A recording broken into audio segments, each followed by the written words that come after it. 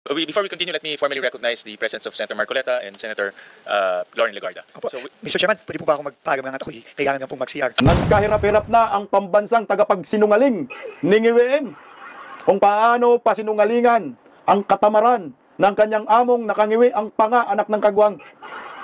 Galit na naman sa atin itong mga hinayupak ng mga bubunistang, tanganistang, loyalista ni Ngagba. Paano naman kasi ang tamad ng amo ninyo, nag-absent ang hinayupak? Hirap na hirap sila pa. Paano po ipagtanggol itong si Kabulastugan ni Iwin Sasiyan, anak ng kamote? At pag-usapan rin po natin, nako, ito yung pinakamaganda. Ito na nga ba ang daan ng papuntang Republic of Mindanao?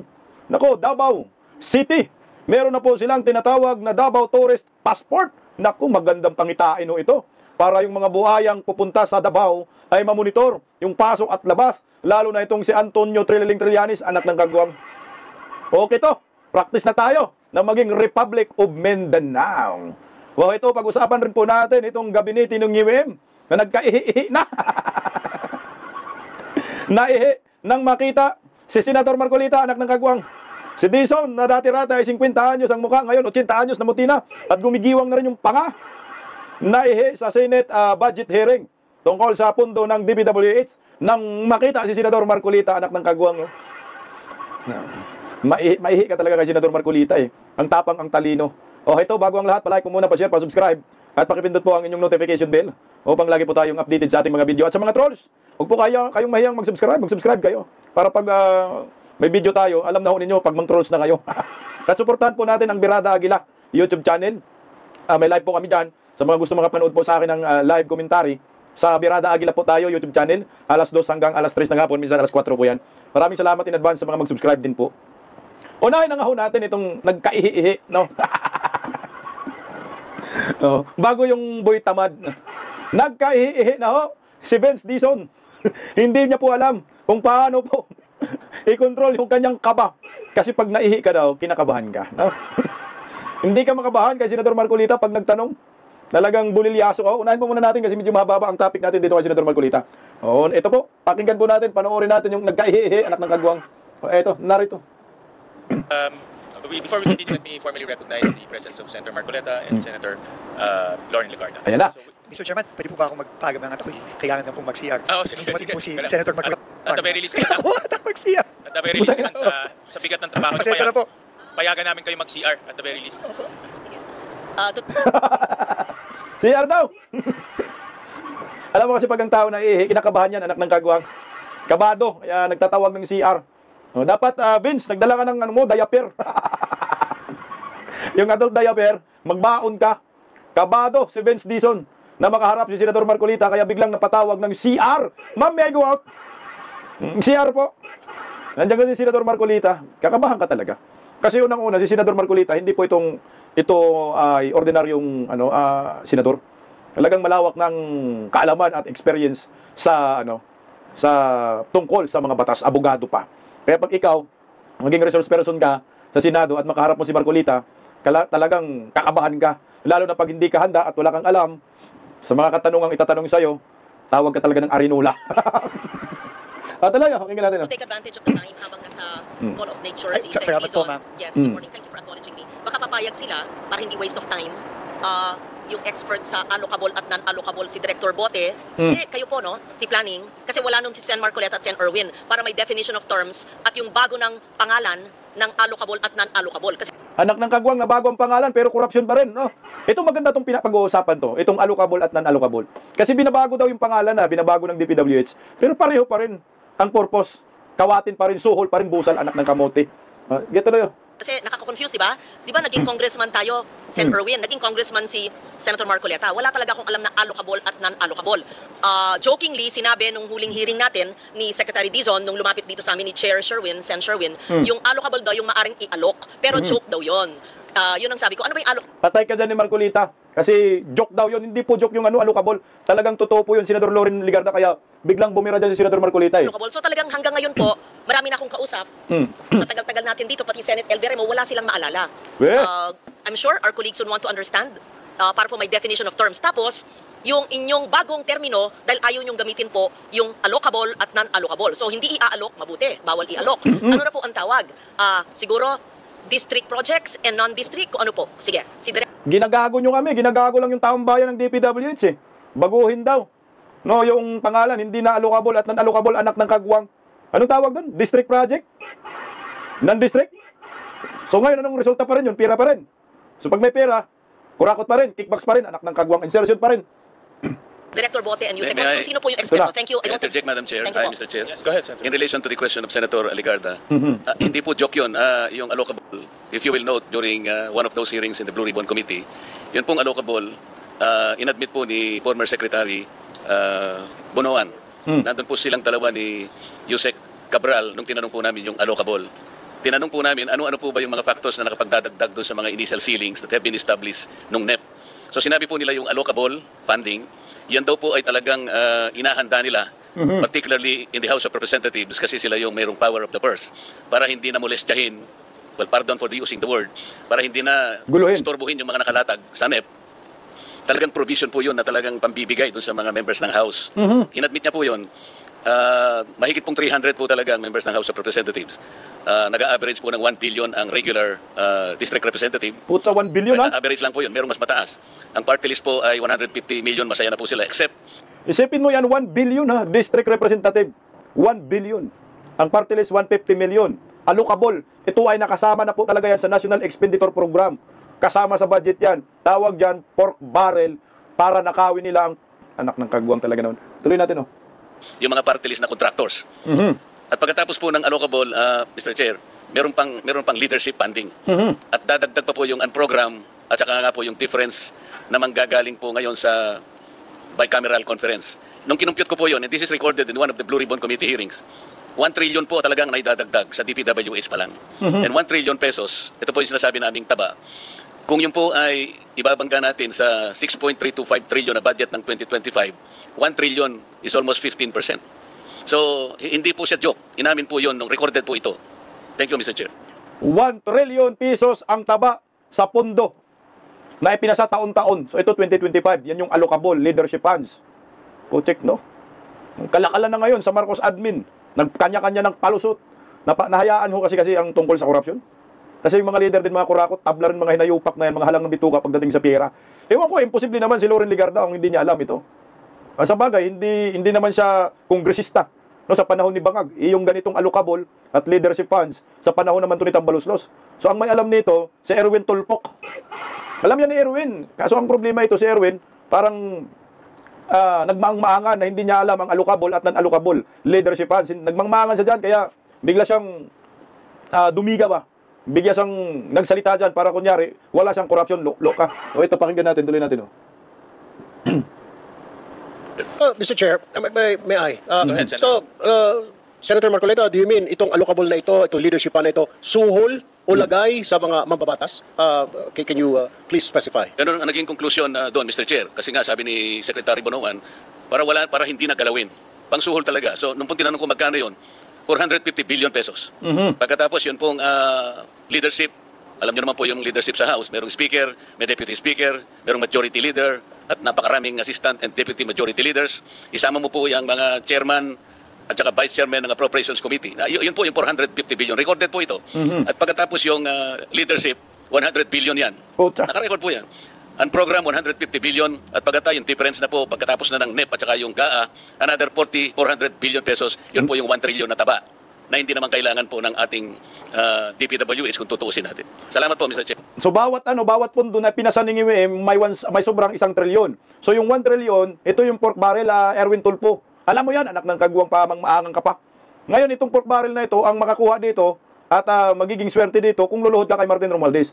Pag lumuhod ka kay Martin Romualdez, kasama ka dito sa allocable funds, leadership funds. Tiba-tiba kayo dito, kaya nga sabi ni Kung Pulong Duterte, hindi ako luluhod sa piking Panginoon na si Martin Romualdez Tambaluslos.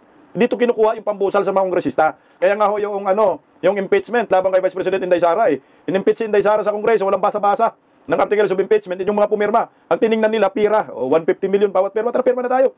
Pera ho yan, may pangako pang tupad, AX, meron pa pangakong mga infrastructure project, flood control. O talagang pipirma ang mga hinayupak. Ngayon, alaot kayo, mabulilyaso ho kayo. Yan ang totoo niyan.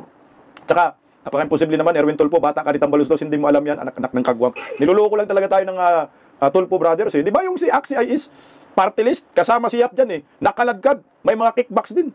Sa yung nabanggit dyan nung panahon ni yung nagkwento si Gutisa, na nagde-deliver ng pera para sa mga para kay Martin Romualdez Buaya at Saldico. Ito, talagang mahihika dito, Vince Dizon. Di ba kamakailan, merong isiniwalat din yung anak ni Loren Ligarda na si Leandro Liviste, patungkol umano sa mga tauhan ni Vince Dizon na mga kontraktor at may mga kaugnayan sa mga kontratista. May kaugnayan sa mga kontratista. So ngayon nga na-question din po yan ni Senador Marcolita. Talagang maihika Vince Dizon. At yung isa nga di ba, nag-resign na dahil pinangalanan ni Leandro Liviste, anak ni Loren Ligarda, na itong taong ito, Yusek na ito, ay may koneksyon sa mga kontraktor. Ito, excuse me po. Natanong rin po yan ni Senador Marcolita at napag-usapan. Pakinggan po natin ito, mga kabista ko. Opo, so hindi pa, right now po, ang immediate po kasi naming naging action, pagka-file namin ng kaso, ay ito nga po, nag-show cause order kami sa lahat to initiate administrative proceedings against the 16 na hindi pa dismissed. Teka lang, ito yata yung mga hinahanapan kasi ni Senador Marcolita, itong si Vince Dizon. Sino yung mga kinakasuhan nyo? Nasaan yung mga na-dismiss? Kasi I think may kinakasuhan sila sa ombudsman eh. Ito. Nagpa-show cause order na kami agad-agad sa kanila para masimulan na po yung administrative case against them. And in the process of that, when we received the suspension order from the ombudsman, sinuspend na ho namin at Which is nag-appoint. effective, yun ang sinasabi ko. Opo. Pero right now po, hindi naman po ginif. So right now they are all suspended. At ongoing na po yung administrative process against them. So for all intents po sa amin, at least sa administrative case, tuloy-tuloy lang po kami, Mr. Chairman. Administrative case lang, yung sinasampaw ninyong kaso. Wala bang kasong kriminal? Tagis, ilang buwan ka na dyan? Vince Dizon? Kaya nga sabi ni Kiko Barsaga, puro lang dakdak, puro lang preskon. Wala namang kinakasuhan, anak ng kamuti. At ang pinupuntarya tuloy, mga Duterte. Tuloy, tingnan mo tingin ni Senador Marcolita. Gusto na ng kainin si Vince Dizon. Sabi nila, mag-anak daw to eh. Sa nanay. Lalala. Mr. Secretary, nakikita ko po kasi dito, meron kang USEC for Regional Operations. Ito na yun. Merong isa ring USEC for Regional Operations. Parang si Ito na, question na po ni Senador Marcolita, itong mga appointee ni Vince Dizon, dahil nga, siyempre kailangan nating malaman kung mga kontraktor itong mga hinayupak at may mga tumatanggap na bato ng kickbacks. Ito, Senador Marcolita. USEC Bisnar yata, Luzon. O ika naman, no ka rin ka USEC. Pasensya na po kayo, Kapampangan kasi kayo. Visayas, Mindanao. Pero, Mr. Secretary, Ito na. yung DPWH Undersecretary for Luzon Ito na maraming buhaya sa Luzon. has responsibilities that include, among others, overall supervision and control over operations of all regional offices in Luzon, control over all DPWH funded infrastructure projects, including those funded by other agencies and implemented by the DPWH in his area of assignment. Tama po? Tama po, Mr. Chairman. So, napakalaking responsibilidad po ito. Pinagtyagaan ko pong ipagtanong ang pinanggalingan po ni Yusek Bisnar. Medyo nakakabahala po. Pasensya na po. Noon pong August 15, 1998, Yusek Bisnar, hanggang October 4, 2000, or 2 years and 1 month, kayo po ay nasa PHAU Headquarters Support Service, HSS. Ang ibig pala sabihin ng PHAU, ito po yung Personnel Holding and Accounting Unit, na nakakabahala po ang kalagayan sapagkat ito po pala ay mga police personnel assigned to PHAU for various reasons, including secondment to other agencies, those on study leave, or those under floating status, such as personnel with pending criminal investigation, etc., etc. And then, in January 16, 2002 to November 7, 2002, ganun din po, PHAU, HSS. Ganun din po sa November 8, 2002 to 2003, 4 months ito. Ang pinaka medyo madugo rito, Secretary, PHAU, HSS, March 4, 2003 to March 15, 2012, or a period of 9 years. 9 years? Ano po bakit po kayo naka-float ng ganito katagal pong panahon? More than from 1998 to 2012, Nasa more audit than 11 facility. years. Were you in floating status, sir? Putya, no? Ang tindi ng hinire ni Vince Dizon.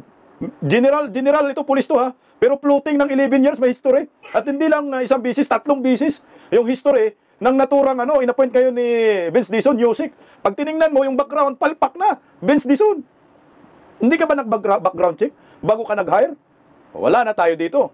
Kasi nga ho, pag na-floating ka, nasa holding facility ka, may kaso ka dyan. Kagaya ni Torre, di ba? Si Torre nasa holding facility siya, di ba? O may kaso siya. O, kasi nagmukha siyang nagmukha siyang presidente. Sumakay pa naman ng animal, kala mo talagang presidente. Ang daming kabulastugan. Gusto niyang agawin yung trono ni BBM eh. Kaya ang resulta, si Bak sa pagka-PNP chief, ayan, nasa floating status. Ito yun, kagaya ho. Itong tinutukoy ni Senador Marcolita, na appointee po ni Vince Dizon. Putang, hindi ba nag-background check? Ito natanong, bakit ganun katagal? Ganun kakatagal. 11 years, nasa floating status, anak ng kagwang. Walang kwentang nga pulis ito, pero naging general pa. 11 years floating, naging general pa. I think general ho ito. Ito tuloy tayo. Ito yun. Mr. Chair, with the permission of the Secretary. Ayan na. From 1998 to 2001, Mr. Chair, I was detailed to the Presidential Anti-Organized Crime Task Force. What is that, sir? The Presidential Anti-Organized Crime Task Force. Yun yung Mr. Chair. PAOK-TF. Yes, sir. That's 2001 to 1998 to 2001 Oy. or 2002, Mr. Chair. Pero bakit ang sabi ni Senador Marcolita, floating ka, 1998, 11 years? Sa PAOK na siya eh. 1998. Pero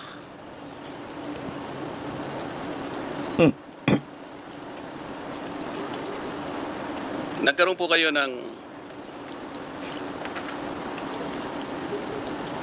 you obtained your bachelor's degree, Philippine Military Academy, 1986-1990 po.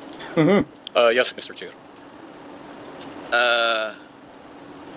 Meron kayong Doctor of Veterinary Medicine, University of the Philippines, Los Baños, 1986 to 1985 to 86. I attended the Did you finish the this? program. Apparently, parang hindi nyo naman nakompleto, tama? It's only for 1 year. 1 year. Mr. Chair. And then, meron kayong associate degree in nursing in Houston Community College System in the United States. Yes, Mr. Chair. Ang daming Did you ha. complete this? Yes, Mr. Chair. And then, meron kayong Master in Management, Philippine Christian University, 2014. Nakompleto nyo ito. Yes, Mr. Chair. Did you complete it? Hindi na ba't ang dami niyang kurso? Ang dami mong sinusulat sa resume mo, biodata mo. Hindi mo na alam kung natapos mo o hindi, anak ng kagwang. Hindi ka pa sigurado natapos mo ba to? May nursing pa, may doktor pa, may veterinaryo pa. Pero militar ha, o pulis ha, anak ng kamote. Ba't nagawa niya yan? Oh. Yes, Mr. Chair. I'm not sure of the Masteral degree, you completed it in 1 year? It's a master's program offered by the PCU, Mr. Chair. So it's not a degree, it's a program. Mhm. Nakasulat po kasi sa Degree. Masteral degree nakalagay. Biodata. yung background ay masteral degree. Anak ng kamote, sinungaling ka, Chip. Masteral degree 1 year. Anak ng kagang naman, oh. Alam ko yung masteral, 2 taon, 3 taon, di ba, oh, sa mga nagmamasteral dyan. Masteral program pala yan. Anak ng kamote. Okay talaga, oh. It's a degree, Mr. Chair, Uy! offered by PCU. How can you complete a masteral degree in 1 year? Oo. It's in tandem with the officer senior executive course that they offered. There are a lot of us who graduated from that program, Mr. Chair. Mr. Secretary, Anak ng kagwang, 1 taon lang, masteral degree na. Putsang, i-research nga natin yan sa Manong Google. Ano bang ano yan? Anak ng kamote, alam ko, 2 to 3 years yan, masteral degree. Tanungin natin si Manong Google, ha? Ilang, para sigurado tayo, ilang taon ang master's degree? Ito, ilang taon ang master's degree? Kaya lang. Awards, oh. How many years in a master degree? Puta, 3 years nga eh. Ito, 3 years of full-time study, get master's degree. Pero sa kanya, 1 year. To, mga almost meron ding 2 taon, 2 taon meron din, pero walang 1 year, anak ng kagwang talaga, oh. Pero sa kanya, 1 year lang daw, oh. Anong master yan? Sir, anong master yan? Master sa pagsisinungaling? Master sa pangungurakot? Yan tayo eh. Questionably ka dyan. Kung 1 taon lang sinabi mo, meron ka ng masteral degree. Pero ang dami niyang pinag-aralan, no? Samot-sari. Tuloy na, Senator. Secretary, kasi yung concern lang naman dito, Mhm. palagi siyang nasa PHAU, HSS. Mhm. Parang hindi naman Pang DPWH. ibig sabihin ay walang makikita talaga. Ano ba yung nangyari within, let's say, 11 to 12 years na palagi siyang nasa PHAU? Holding. Meron pang PHAU, Directorate for Personnel and Records Management. Nakahold lagi. So this is clerical. This is something clerical. Ngayon po ay without belittling the capacity, hindi ko po siya kilala. I'm only basing on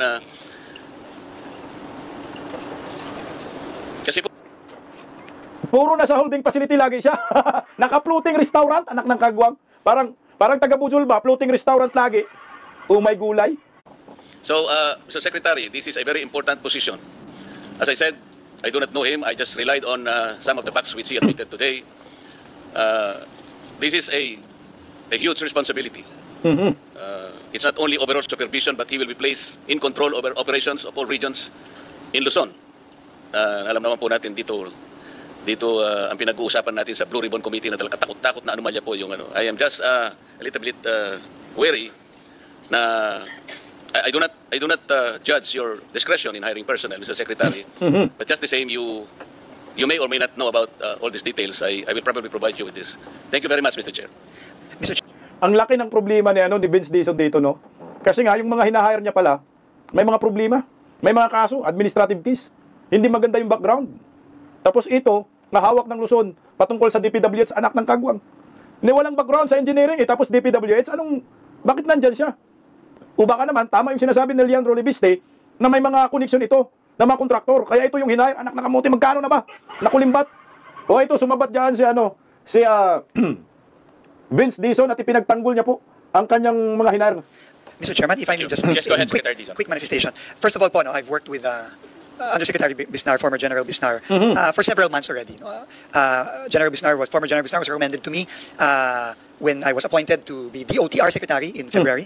And since then, we have worked together very closely. As he was head of the Office of Transportation Security. Hoy, Honghang, several months pa lang kayo nagkasama, nagtiwala ka na ng todo, tapos nirecommend lang pala sa'yo, hindi mo talaga kilala. So mas nakilala patuloy ngayon ni Senador Marcolita, itong inappoint mo dyan sa DPWH, pambira ka. Yes, and together we were able to really work hand in hand to virtually eliminate the problems of Laglagbala and other problems facing. Ano problems sa Raglagbara? Nabulol na rin siya, no? Raglagbala. So may Raglagbala talaga pala. Bumalik yung Laglagbala sa panahon ni Bangag kasi nabanggit niya daw, kasama niya sa DOTR, paglaban sa Raglagbara. Panimal, dumitin sa Our airports, no? And from what I know of him, he's a man of integrity, he's a man of even anyone who I talk to in the Philippine National Police, speaks very, very highly of General Bisnar. And this is paano nagiging talaga? Yung may integridad. Highly integrity daw, sabi niya. 11 years naka-floating restaurant, anak ng kagwang. Sabi ni Senator Marcolita, This is why I invited him to join me in this very, very difficult task of cleaning up the DPWH. But nonetheless, any report such as this, of course, is very important to me personally. And just for the information of the committee of Senator Marcoleta, I asked the NBI, as well as the private sector groups, to help me independently vet all the undersecretaries and assistant secretaries that I have personally brought into the DPWH. And ang tanga mo, ba't mo dinala? Hindi mo pala kilala lahat yan. Kailangan mo pang magpatulong sa National Bureau of Investigation para mag-imbestiga sa mga nadala mo dyan sa ahinsya. Kung ito ba ay mga kigwa, kung ito ba ay mga impactok, mga demonyo. Wow, ang labo mo, Vince. Hinire mo yan, dapat binabackground check mo na ito, sinisiay mo na. Nang malaman mo anong klaseng mga tao ang dinadala mo. Diyan sa DPWH, tandaan nyo po, kawawa na ang taong bayan sa mga kurakot. Excuse me po, nandyan ngayon sa gobyerno ni Bongbong Marcos. Tapos ngayon, saka ka pa ngayon mag-background check. O tinalo ka ni Marcolita ngayon, nagkabulilyaso ka. So ito patunay lang, inamin mo Vince Dizon, na hindi mo kilala ng lubusan itong mga tao na binigyan mo ng posisyon sa DPWH. So mukhang mas kilala pa ni Senador Marcolita, Leandro Libiste, yung mga tao mong dinala na meron naman ng kaugnayan sa mga kontratista. That process of independent vetting is also ongoing. That's why the input of Senator Marcoleta is very welcome. Because this is something that I do not take lightly. This is very important that we surround ourselves with the right people. As far as I know, and having worked with General Bisnar, he's a man of integrity. He's an honest man and a very, very strict person, which I think is very, very important. O lol, paano mo masabi na high integrity, honest man? Nag-hire ka nga ng NBI para makilala sila eh. Di ba? Humingi ka ng tulong sa NBI. Tapos sinasabi mo, strict. High integrity. Ulul. Ilang buwan pa kayo nagsama, wala pang taon. Huwag mong ipagtanggol. Sabihin mo na lang, nagkamali ka. Kasi kung pangandakan mo yan, na maayos ang pagkatao ng mga yan, pag yan ang urakot, kawawa na naman ng bayan, dapat kayo, masilya elektrika talaga kayo. As we try to cleanse the DPWH from top to bottom. But we welcome any form of independent information from the Senate, from our senators, and of course from any of those private sector groups that we have asked to independently vet our recommended appointees. So thank you very much, Mr. Chairman and Senator Marcoleta. Talagang nagkaihi dito sa Vince Dizon eh. Si Senator Marcoleta, wala na boses. Kung sa'yo na natakot, nagkaihi. Okay nga, salamat daw. Your assurance very relieving, Mr. Secretary. Good luck, Yusek Bisnar. Thank you, Mr. Chair. Nag-isa. Good luck. I was listening half the time because I was working here. I just take note, he's a veterinarian, a nurse, and may military background. Ang daming karanasan. Interesting, di ba? And I guess galing sa PMA, may disiplinang militar. I'm biased kasi galing ako sa reservist ako eh. Yes, so military training, FBR. Anyway, intrigue lang ako, veterinary, Veterinaryo. medicine, tapos Oh. nag-nursing, tapos military pa. Aha. I mean, hindi ko po narinig lahat ng sinabi. Tapos saan napunta? Yun, nakita ko lang yung background. Tapos ngayon TPWH, medyo multitasker pala. At saka general pala. Naisip ko kasi, Mr. Chair, na Aha. bakit hindi sa DOH o kaya sa Department of Agriculture eh. Tama ka dyan, Senador Marcolita. Iyan ang yung sinasabi natin, Vince Dizon. Huwag mo nang ipagpumilit yung tao mo dyan. Walang qualification. Oo nga, ang dami ng PH dyan, ang dami ng PH update. Ano PH update? Lager yun marami ng doctorate. Yung isa piki pa. Nanghuwa lang doon ng isang taon. Malaman-laman natin, 2 to 3 years nung mga master degree. Di ba? Maraming karanasan. Nagiging nursing pa, veterinaryo pa. Pero, ang bagsak DPWH, walang background sa pagiging engineer. Dito tayo nagka-problema eh. Dahil pinipilit natin itong mga taong ito na ilagay dyan sa departamentong iyan na hindi alam ang pagdating sa bidding-bidding. Baka ang alam dyan, pangungurakot lamang. Walang alam sa mga proyekto. Paano niya masasabi na substandards ito at saka standards kung wala siyang background sa engineering department? Anong background niya? General. Bakit siya naging general? 11 years na floating. Holding facility. Kaya nagkalabo-labo tayo eh. Nagkalabo-labo ang bansang ito dahil labo-labo ang mga namumuno. Kaya nga, lead by example talaga. Kung bugok ang leader, bugok din ang followers. Kumuti. Saan ka kumuha ng kapal ng mukha, Vince? At sino nag-recommend dyan sa taong iyan? Kilala mo ba yan? Saan ang galing planeta yan? Planeta ba yan ni Vegeta yan? Planeta ba yan ni Bindalo, Erwin Tulfo? Anak ng kagwang eh. Kawawa ang Pilipinas sa gobyernong nakangiwi ang panga. Tingnan mo, kagaya nitong si Bubuim, si Bungit. Hirap na ang tagapagsinungaling niya na si Claire Castro na tabla rin budlat na ang mga mata. Hindi na alam paano nila naprotektahan si Bongbong Marcos dito. Buwisit ang mga bubonistang, tanganistang loyalista ni Claire Castro, ni Bongbong Marcos.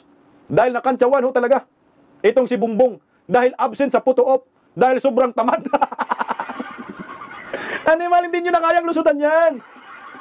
Mantakin mo, sa sobrang daming mga leader dyan sa Southeast Asian nation, nagbubukod tangi yung Pilipinas na leader yung hindi nakapunta sa photo op. Dahil sobrang tamad. Paano nyo po ito Paano nyo po ito ipagtanggol? Nakikita na nga ho sa kanyang mga mata. Nakagigising lang. Budlat-budlat ang mata. Ito, makinggan natin si tagapagsinungaling. Bakit daw si Ngiwem hindi nakasama sa mga Southeast Asian leader? Ano bang nangyayari dyan kay Claire Castro? Namangga na rin mukha na. Namangga na ang mukha ni Claire Castro sa tagapagsinungaling. No? Sobrang kasinungalingan, napitos na. Napitos. Narinig ko si Bayani, Pitos eh. Pitos pa lang kami, mga kawatan ng mga yan eh. Sige nga, pakinggan natin tagapagsinungaling niya. Po, kasi mukha nga hindi na bibigyan ng tamang kwento o context din nangyari. Doon po, hindi daw nabigyan ng tamang kwento o context yung nangyari, na absent siya.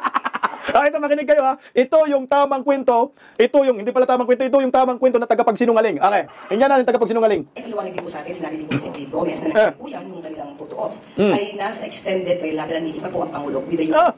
So, nakating po ang Pangulo sa nasabing okasyon sa nakasama po ang bansang Japan. So, iwalagin lang po natin, wala po ang Pangulo sa photo ops, pero umatin po siya sa summit. Nagkataon lang po nung sila ay nagkaroon ng photo ops, ang Pangulo ay nasa extended bilateral meeting pa with the UN. So, nagkatanong na kayo. Hirap na hirap yung tagapagsinungaling, oh. Nabudlat ng mata. Wala tayong presidente dyan. Kasi nga,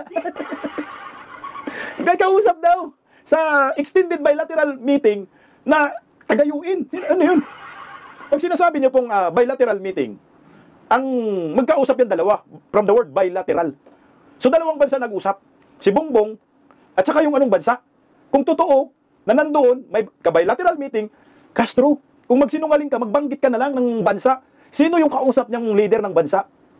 Na sinasabi mong may bilateral meeting sila, kaya hindi nakapag-photo-op. Anong bansa yan? Sinong leader yan? UN? Sinabi mong UN, hindi bansa ang UN. Yan ay samahan ng mga bansa, United Nations. Sino magbanggit ka? Ang daming miyembro ng United Nations. Lahat ng Southeast Asian nation, miyembro ng United Nations. So ngayon magsinungaling ka, kaya nabudlat na yung mata mo. Na sinungaling. Sasabihin mo na may kausap na ibang leader, kay Balteral kaya, na wala siya dyan sa photo, pero nakarating. May picture ka ba? May video ka ba na nakarating? Puta, wala, inatsipwera yan. Sinusuka yan si Bongbong, ayaw nila ng may mga kurakot na kasama sa picture. Sinungaling pa kayo. Nahalatang halata ng kasinungalingan ho ninyo. Hindi na ho, tanga ang tao, mayroong mga tanga, mga bubunistang, tanganistang loyalista ni Ngagba. Sabihin nyo na lang na nalunod kayo sa kasayahan, na milyon-milyon ang halaga ng alak. Tanong mo kay Baki, hindi yan umiinom na hindi kalahating milyon ang isang buti ng alak. Nasobrahan kayo, kaya ang resulta, budlat ng mata. Ilang mata mo, Plan Castro, budlat ng mata mo? Sino ang kamiting niya? Lahat ng leader ng Southeast Asian Nation, nandyan magkasama. Lahat. Sinong wala dyan? Si BBM lang. Oh, sino kamiting niya? Multo. Kamiting niya yung tatay niya, advisor niya multo? Oh, wow. Wala na, hindi nyo na po kayang lusutan ito. Sabihin nyo na lang na nasobrahan kayo ng tagay. Kung ano man pinanggagawa ninyo, pinagwawalwal ninyo yan, pera ng bayan yan, kaya ang resulta, hindi kayo nakadalo sa naturang event. Kung nakadalo, magpakita kayo po ng video, ng picture, nakausap ninyo yung bagong Prime Minister ng Japan. Wala kayong naipakita. Dahil nga bulilyaso kayo, nasobrahan ang inyong katamaran at hindi po para sa bayan ang pinunta ninyo dyan, kundi para sa inyong sariling interest na walang mapapala ang taong bayan dyan. Gumastos ng milyon-milyon ang mga taxpayer, pero kayo, ang saya-saya ho ninyo sa pagwawalda sa kaban ng bayan at kahihiyan lang ang naidulot po ninyo dyan sa Asian Summit sa Malaysia. Mabuti pa yung taga Timor-Leste na bagong miyembro ng Southeast Asian Nation, kasama pa sa photo op at kasama itong Prime Minister ng Japan. Si Bongbong Marcos nasan? Putang ina, nagkalat lang kayo dyan. Sa Malaysia, sana'y umuwi na kayo.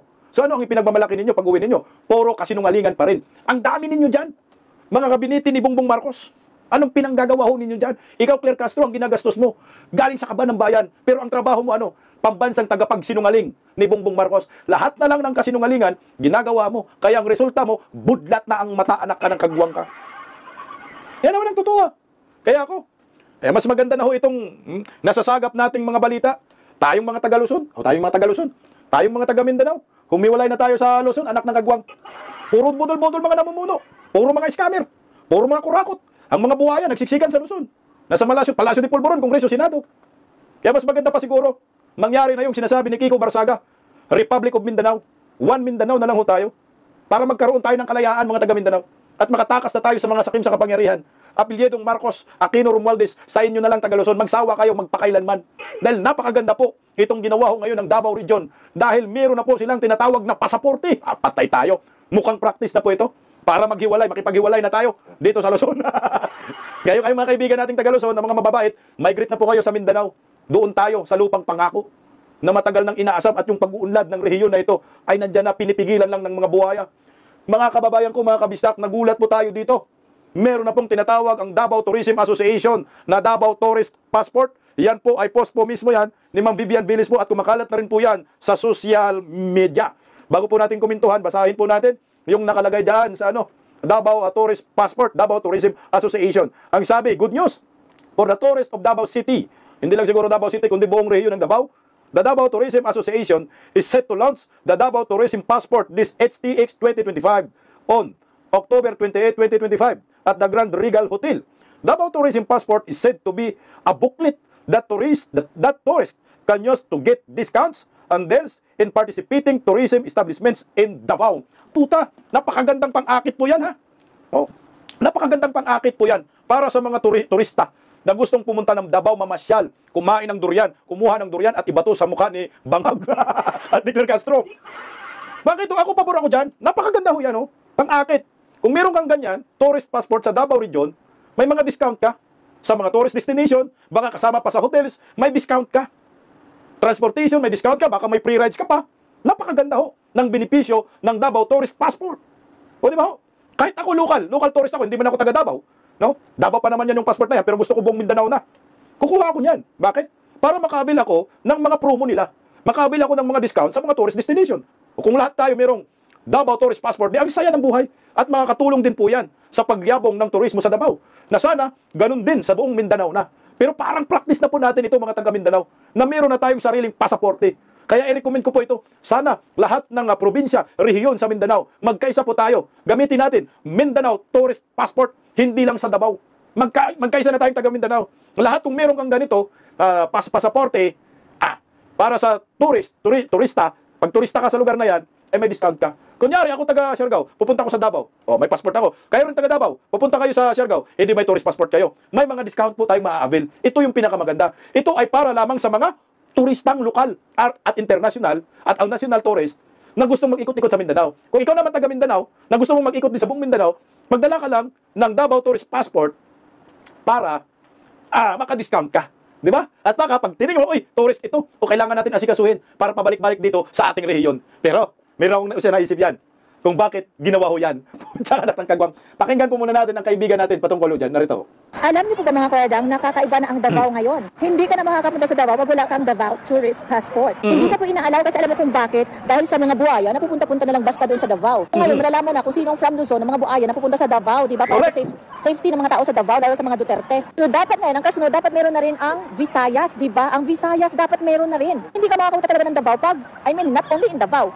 Hindi ka makakapunta ng ibang area dapat ng Mindanao. Kung wala kang passport, dapat yun, not only in Davao, dapat all Mindanao. And ganoon na rin din po ang gawin sa Luzon. Kaya nga, ang Davao nga ngayon is gusto nang humiwalay sa Luzon dahil magulo po talaga ang Luzon. At lahat naman ng kita dyan sa Mindanao na pupunta lang sa Luzon, even Visayas na pupunta sa Luzon, tapos ang balik lang ng Mindanao and Visayas is only 10%.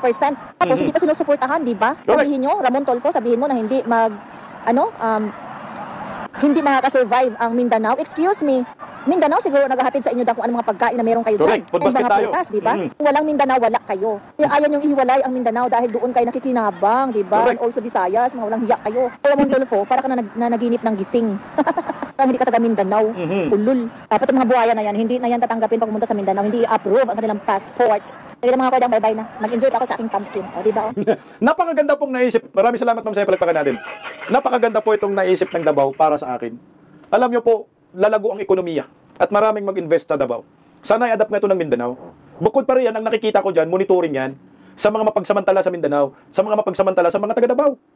Tingnan mo kung sinong labas-pasok dyan, para lang manira sa Davao, dahil nandun yung mga Duterte, lugar ng mga Duterte, Baluarte, may pupunta lang dyan, sugo ni Satanas, sugo ni Baki, sugo ni Trillanes, pati si Trillanes pumunta dyan. For monitoring na rin yan, monitoring purposes. Kunyari, paglapag doon sa airport ni Trillanes, sir, may passport ka, tourist? Wala. Pag wala ka, sir, sorry, sir, hindi ka pwede, sir, uminter dito, sir. Kasi tourist ka, sir. Ngayon, kailangan mo kumuha muna ng tourist passport, sir, para makapasok ka sa Davao. Para makaikot ka dito. Kung ayaw mo, sir, i-deport ka namin, ibalik ka namin sa Caloocan. Para makita kung sino yung labas-pasok ng mga buhaya, kung sino yung labas-pasok ng mga pagsamantala at naninira lamang sa lugar ng Davao. Na sana maganda nga to buong Mindanao na. Meron tayong tinatawag na Mindanao Tourist Passport. Practice na to na magiging ano na tayo. Hiwalay na tayo sa mga buhaya sa Luzon, mga ahas sa Luzon. Ito yung pasaporte nila, kulay asol. Davao Region pa lang yan, nakalagay dyan, yung mapa nila. Pero pag buong Mindanao na magkaisa, hindi buong mapa na po ng Mindanao, nakalagay dyan sa passport na yan. Hindi lang asol, dapat kulay green. Davao o Mindanao Tourist Passport, tikat kayo dyan. Kung tangin ang talino talaga ng mga Duterte, promise, bilibo ako. Kaya nakakahanga ho yung kanilang, yung dawi sila mag-isip talaga for improvement talaga, for economy, safety, security.